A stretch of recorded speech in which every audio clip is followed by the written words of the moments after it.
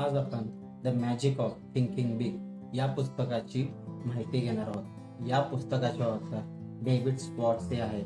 हे पुस्तक 1959 मध्ये पब्लिश झाले. आतापर्यंत या पुस्तकाच्या 60 लाख पेक्षा जास्त प्रती विकल्या गेलेल्या आहेत. हे पुस्तक लिहिण्याची कल्पना लेखकाला कशी आली याबद्दल मी तुम्हाला एक गोष्ट शेअर करतो.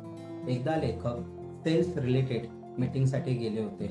तिथे त्यांची ओळख एक सर्वसाधारण दिसणाऱ्या सेल्समॅन सोबत झाली होती.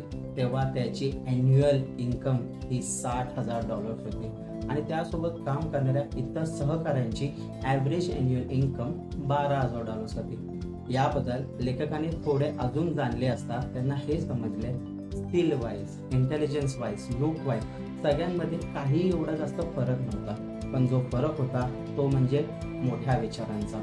आणि याच मोठ्या विचारांचे महत्त्व लेखकाने पुस्तकात मांडलेले आहे. जर तुम्हाला या बुकची समरी लेसन वाईज जर बुक समरी हवी असेल तर माझा चॅनल आकाशवाणी ह्याला नक्की विजिट करा. Stay tuned.